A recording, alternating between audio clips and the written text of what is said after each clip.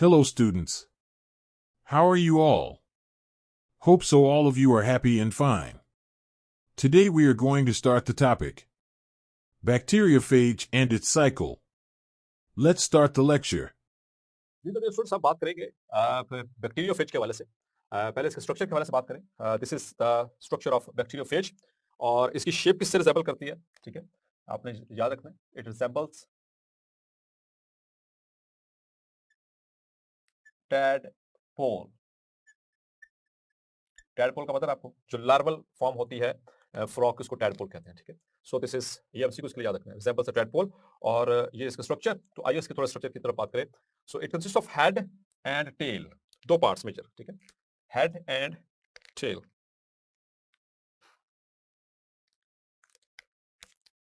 this very portion up to this portion यहां से लेकर यहां तक this is called head और यहां से लेकर यहां तक up to its end this is its tail और टेल के हवाले से मैं पहले एक वर्ड लिख दूं it is very complex the tail is complex जो बैक्टीरियोफेज की टेल होती है वो कॉम्प्लेक्स होती है और बैक्टीरियोफेजेस द बैक्टीरिया ईटर्स और the viruses that infect bacteria याद रखना ठीक है ऐसे वायरसेस जो बैक्टीरिया को भी इन्फेक्ट कर दें उनको कहते हैं बैक्टीरियोफेजेस और bacteriophages important thing is that के their genome is always DNA ठीक है always DNA so here we go this is called the capsid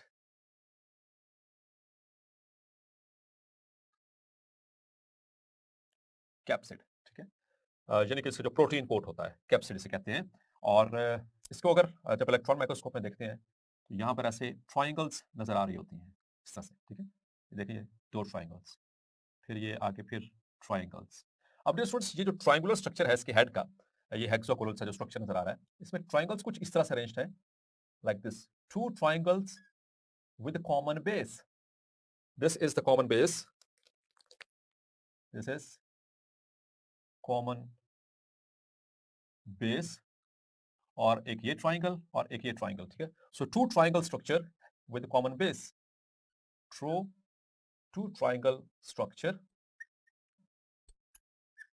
with common base so this is how the triangles are arranged over here clear तो ये आपको जो important point था इसमें as per in our syllabus ये mention है तो ताकि कंफ्यूजन ना रहे और फिर इसके बाद this is the genome genome means it's genetic material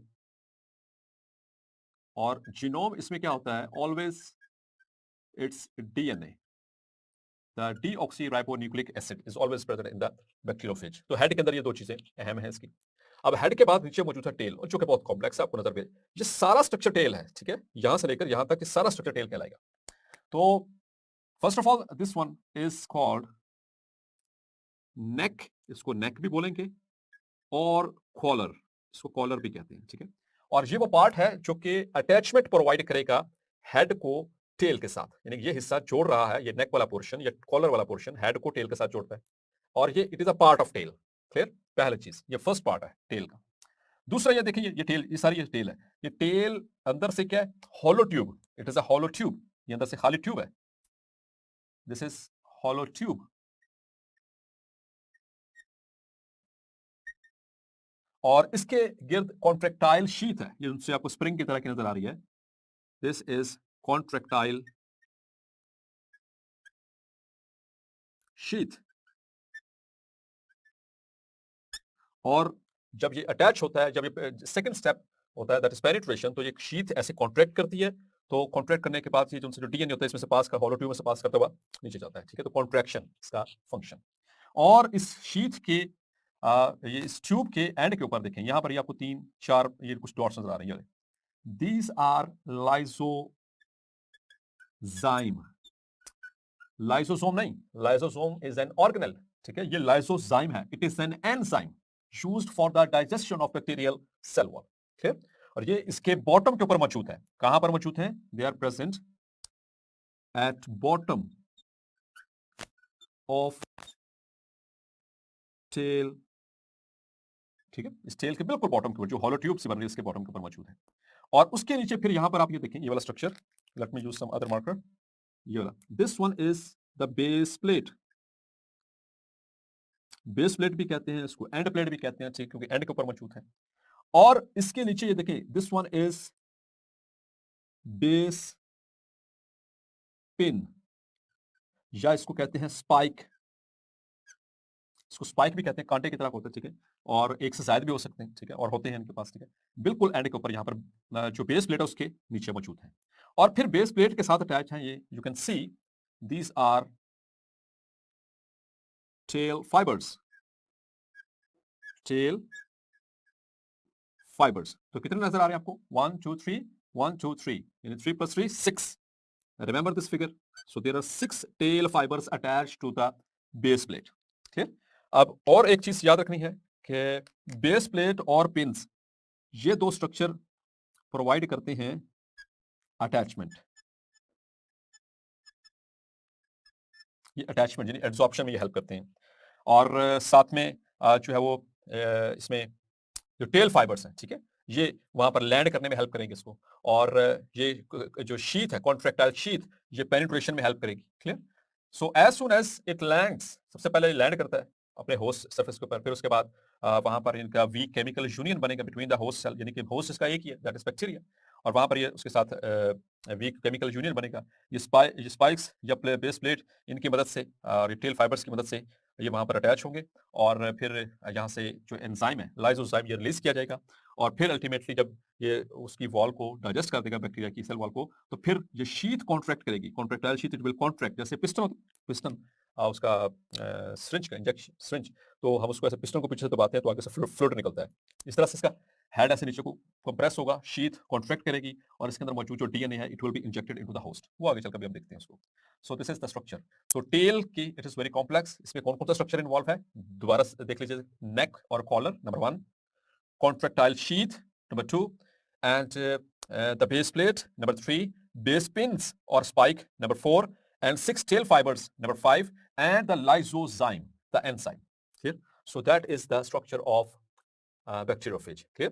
अब जो बैक्टीरियोफेजेस हैं, चूंकि ये बैक्टीरिया को इन्फेक्ट करते हैं, इसमें जो मोस्ट कॉमनली रिसर्च पर्पसेस के लिए इस्तेमाल होते हैं, they are T2 and T4 phages. They are used in research frequently. Okay? और ये T stands for type, ठीक है, इनकी टाइप के हवाले से बात हो रही है। और ये जो आपको स्ट्रक्चर नजर आ रहा है, this is the structure of T4 phage, ठीक है, ये T4 है bacteriophage. So let's move on to the life cycle of bacteriophage. It is very much important. So life cycle में उसी तरह से the first step is adsorption. तो यहाँ पर देखिए, ये बैक्टीरियोफेज है, ये लैंड किया इसने, ये ग्रीन वाले जितने भी सेल नजर आ रहे हैं, these are bacterial cells, ठीक है। So here the bacteriophage, it has landed. Land होने के बाद इसने वो ऐसे नीचे को प्रेस करेगा, और उसके जो मौजूद हैं इसमें लाइसोजाइम, उसको इस्तेमाल करेगा, और यहाँ से देखिए इसकी वो सेल वॉल जो है वो डाइजेस्ट हुई। अब जैसे जो कॉन्ट्रैक्टाइल शीथ है वो कॉन्ट्रैक्ट होगी, और यहाँ पर देखें इसका जो डीएनए है, it enters into the bacterial cell. तो जैसे ही ये डीएनए एंटर होगा बैक्टीरियल सेल में, this is called as penetration. जैसे ये पेनिट्रेट करेगा उसके फौरन बाद, यहाँ पर देखिए मैं डायरेक्टली यहाँ पर एक एरो जा रहा है, और इसको नंबर 1 मैंने क्या, ये जो नंबर 1 है, this is the lytic cycle. तो जैसे ये एंटर होगा तो it will direct the phage DNA, the phage DNA directs cells machinery, वो डायरेक्ट करेगा, क्या डायरेक्ट करेगा, ताकि इसके जो पार्ट्स हैं वो सिंथेसाइज कर रहे हैं, ठीक है। ये देखिए यहाँ पर इसके पार्ट्स की सिंथेसिस स्टार्ट हो चुकी है, और यहाँ पर देखिएगा फिर एम्प्टी हेड बन चुकी हैं, और साथ में इसका जो वायरल डीएनए है वो सिंथेसाइज हो चुका है। So that is the third step. So third step is synthesis. After that the fourth step is there. So fourth step में क्या होगा कि जो एम्प्टी हेड है, they will be packed with this DNA, the genome. तो यहाँ पर इसके साथ पैकिंग होगी हेड की with the genetic material. So this step is called as maturation. This is called as maturation. जब मैच्योरेशन में सबसे पहले यदि पैकिंग होगी हेड की, उसके बाद आफ्टर पैकिंग कॉलर ऐड होगा। हेड की पैकिंग के बाद पहले कॉलर, फिर शीथ, फिर बेस प्लेट, और फिर सबसे एंड पे at last, in the last, the tail fibres are added. Very important thing, MCQ के लिए मार्क करो। सबसे एंड पे इस बैक्टीरियोफेज की क्या चीज अटैच होती है? The tail fibres. So these are the 6 tail fibres which will be attached at the end. ठीक है, सबसे आखिर में. सो जैसे ही ये अटैच होंगे और मतलब कि इसकी ये असेंबली हो रही है, असेंबल होने के बाद ये मतलब कि सारे होते रहेंगे. याद रखिएगा the next one step is it's release. ये रिलीज होगी. रिलीज कैसे होंगे? रिलीज इस तरह से होंगे कि बैक्टीरियोफेज जैसे ही एंटर हुआ, इसने इन्फेक्ट किया उसमें बैक्टीरियल सेल को, अपने होस्ट को, तो उसके 25 मिनट के अंदर अंदर 20 टू 25 मिनट्स के अंदर अंदर 20 टू 25 मिनट्स के अंदर अंदर ये 200 के करीब नई कॉपीज बनवा लेता है, नए फेजेस को बनवा लेता है. तो बैक्टीरियल सेल एक फिजिकल एंटिटी है, तो अंदर बैक्टीरियोफेज भरते जा रहे भरते जा रहे भरते जा रहे, अल्टीमेटली इट विल बर्स्ट. तो ये देखें यहां पर बैक्टीरियल सेल क्या कर चुका है? बर्स्ट हो चुका है, इसका लाइसिस हो चुका है. तो उसमें से क्या होगा? Now the bacterio new bacteriophages they are released, और जो रिलीज हुए they are ready to attack another bacteria. So this is called as lytic cycle. जिसको हम कहते हैं master slave relationship. Lytic is from lysis, और लाइसिस का मतलब होता है ब्रेकडाउन. चूंकि यहां पर जो बैक्टीरियोफेज है उसने लाइसिस किया है, ब्रेकडाउन किया है उसका बैक्टीरियल सेल का. So this that is why this cycle is called as the lytic cycle. इस दौरान ये जो फेज भाई साहब हैं, इसको कहते हैं virulent phase. Virulent means disease causing, और तबाही मचाने वाला फेज. ठीक है, ये तबाही मचा दी, इसने मार दी उसको बेचारे को. सो वेरुलेंट फेज. और फिनोमिना को हम लिटिक साइकिल कहते हैं, या फिर इसको कहते हैं मास्टर स्लेव रिलेशनशिप. मास्टर यहां पर कौन है? जब ये एंटर हो जाता है तो मास्टर अब कौन है? ये बैक्टीरिया, सॉरी, मास्टर कौन है? The bacteriophage. और स्लेव कौन बन जाता है? The bacteria. क्योंकि ये उसको हुक्म देता है सिंथेसिस के लिए, अपने हुक्म के मुताबिक अपने पार्ट्स बनवा रहा है, सारा काम करवा रहा है, और अल्टीमेटली उसको मार के वहां से निकल भी रहा है. सो मास्टर स्लेव, आका और गुलाम वाला रिलेशनशिप है. तो आका कौन है इसमें? इसका द बैक्टीरियोफेज. और इसमें स्लेव यानी गुलाम कौन है? That is that very innocent bacteria. Clear? तो समटाइम्स ऐसा होता है कि जो बैक्टीरियल जो वायरल डीएनए है, इट गेट्स इनकॉर्पोरेटेड. बजाय इसके कि वो सिंथेसिस स्टार्ट करवा दे, ये सेकंड देखें, ये अपॉर्चुनिटी है इसके पास ड्यू टू सर्टेन रीजंस कि ये इसके साथ इसके जो डीएनए है उसमें इनकॉर्पोरेट हो जाता है. जो वायरल डीएनए है या फेज का डीएनए वो इसके अंदर ऐड हो जाता है बैक्टीरियल डीएनए के अंदर. इस वक्त इसे कहेंगे प्रोफेज. क्या कहेंगे? प्रोफेज. याद रखिएगा. और एचआईवी साइकिल में हमने कहा था, अगर यही काम हो रहा हो कोई एनिमल सेल में या प्लांट सेल में, यानी कि जब एनिमल वायरस या फिर प्लांट वायरस उसके न्यूक्लियस के अंदर, प्लांट सेल या एनिमल सेल के न्यूक्लियस के अंदर इंटेग्रेट हो विद इट्स डीएनए, तो वो कहलाता है प्रो वायरस. और जब बैक्टीरियोफेज बैक्टीरिया के अंदर अपना जो है डीएनए को एंटर करे और वो उसको इनकॉर्पोरेट करे, इंटेग्रेशन हो जाए इसकी, तो this is now termed as prophage. अब प्रोफेज क्या करेगा? चूंकि ये बैक्टीरिया है, तो बैक्टीरिया क्या करता है? डिवाइड करता है. रेप्लिकेशन उसमें सबसे पहले होती है. इसकी जो डिवीजन है वो किस तरह से होती है?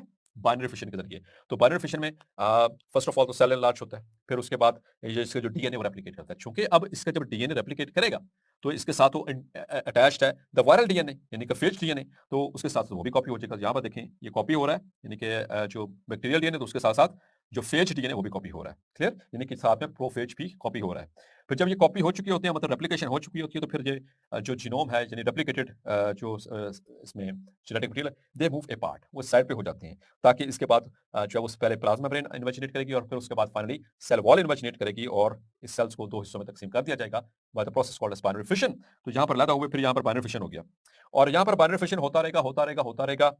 इनडेफिनिट डिविजन्स होती रहेंगी. But due to certain conditions, यहाँ पर जो है ये जो बैक्टीरियोफेज है यानी कि जो प्रोफेज है, वो इस यानी कि कंडीशन से निकल भी सकता है. इस कंडीशन को आप देख सकते हैं, इसको अगर कंपेयर करें इसके साथ, तो यहाँ पर तो उसने ब्रेकडाउन किया, यहाँ पर कोई ब्रेकडाउन नहीं हो रहा, वो उसके साथ चुप चुपीते वही काम हो रहा है. So this is called as lysogenic cycle. इस फिनोमिना को, इस कंडीशन को कहते हैं, इस स्टेट को कहते हैं लाइजोजेनी. और इस दौरान ये जो भाई साहब हैं प्रोफेज, इसे कहते हैं टेम्परेट, इसे कहते हैं टेम्परेट फेज. और इस फिनोमिना को, इस स्टेट को, इस कंडीशन को कहते हैं लाइसोजेनी, जिसको हम कहते हैं लाइसोजेनिक साइकिल, जिसको कहते हैं होस्ट गेस्ट रिलेशन. मतलब कि इसमें होस्ट कौन है? ये प्रोफेज. और जो इसमें होस्ट कौन है? एडिटर साहब यहां से कट कीजिएगा प्लीज. इसमें होस्ट कौन है? The bacterial cell. और इसमें जो गेस्ट कौन है? The prophase. क्लियर? सो इस तरह से ये एक दूसरे के साथ मिलकर के काम एक बड़े एहसन तरीके के साथ चलेंगे, सुलूक से चलेंगे. ठीक है, जो होस्ट है वो बड़े अच्छे से खातिर दरवाजा कर रहा है, उसके साथ साथ कॉपीज बनवाता जा रहा है. लेकिन कुछ कंडीशंस होंगी, the conditions for the termination of lysogeny, यानी इस लाइजोजेनिक साइकिल को टर्मिनेट करने की कुछ कंडीशंस हैं। जब ये कंडीशंस आएंगी तो जो सा प्रोफेज है ये अपने आप को उस बैक्टीरियल डीएनए से अलग करेगा and it will enter into the lytic cycle. So वो कंडीशंस कौन कौन सी हैं ये अहम है, ये एमसीक्यूज के लिए याद रखनी है। एक तो डेजिकेशन यानी कि loss of water, ultraviolet exposure, जो अल्ट्रा वायलेट रेडिएशन होते हैं उसका एक्सपोजर हो जाए, ठीक है, इसमें सेल के अंदर, या फिर आयोनाइजिंग रेडिएशन हो उनकी वजह से भी इट विल लीव द लाइजोजेनी, या फिर म्यूटाजेनिक केमिकल्स आ जाए सेल में, तो तब भी ये भाई साहब जो है प्रोफेज यहाँ से कट लेंगे, ठीक है। Means it will detach itself from the bacterial DNA, ये बैक्टीरियल डीएनए से अपने आप को अलग करेगा, जैसे यहाँ पर अलग अलग थे, अलग होने के बाद it will now enter into the lytic cycle, दोबारा से लिटिक साइकिल में एंटर हो जाएगा, क्लियर। तो लेकिन जब तक इस फेज में रहा, इस लाइजोजेनिक साइकिल में रहा, इसने बैक्टीरियल सेल को कोई नुकसान नहीं पहुंचाया। तो इस वजह से इसको हमने टेम्परेट फेज, टेम्परेट मतलब वक्ती तौर पर, जब तक है साथ है, देता रहेगा, अल्टीमेटली ये कंडीशन जब जैसे ही आएंगी, इनमें से कोई एक कंडीशन आ गई, so it will quit लाइजोजेनी।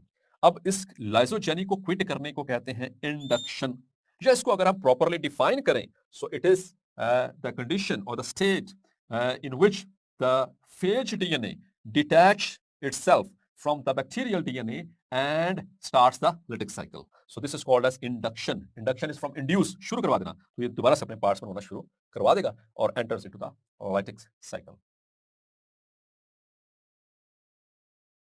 Dear students, let us solve some important MCQs from this lecture and from the previous lecture as well.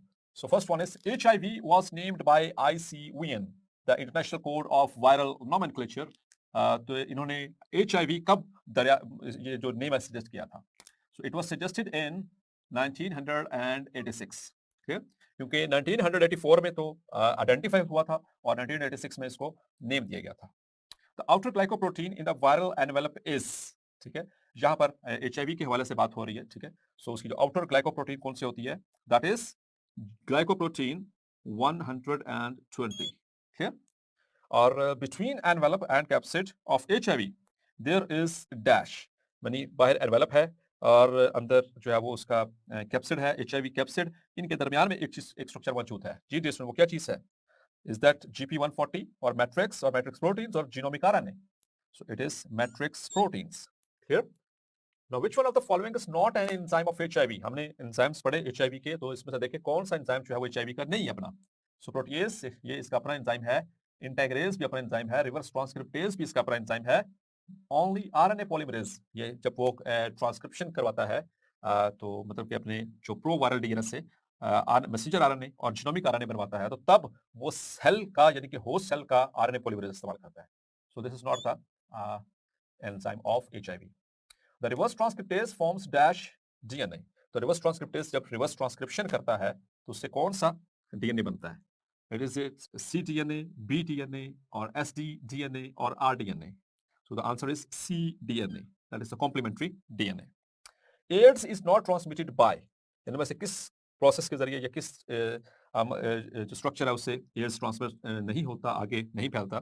तो ब्लड ट्रांसफ्यूजन से तो फैलता है, सलाइवा से भी फैलता है क्योंकि दोनों बॉडी फ्लूइड्स हैं, यूज्ड सिरिंजेस से भी फैल सकता है, ठीक है, बट हगिंग से नहीं फैलता। सो this is the answer. Now, the genomic RNA is disintegrated by the enzyme. So, जब वो बनवा चुका होता है कॉम्प्लीमेंट्री डीएनए, तो उसके बाद जो जीनोमिक RNA उसको डिसइंटीग्रेट कर दिया जाता है, तोड़ दिया जाता है बाय यूजिंग रिवर्स ट्रांसक्रिप्टेज और प्रोटीएज और इंटेग्रेज और आरएनएज।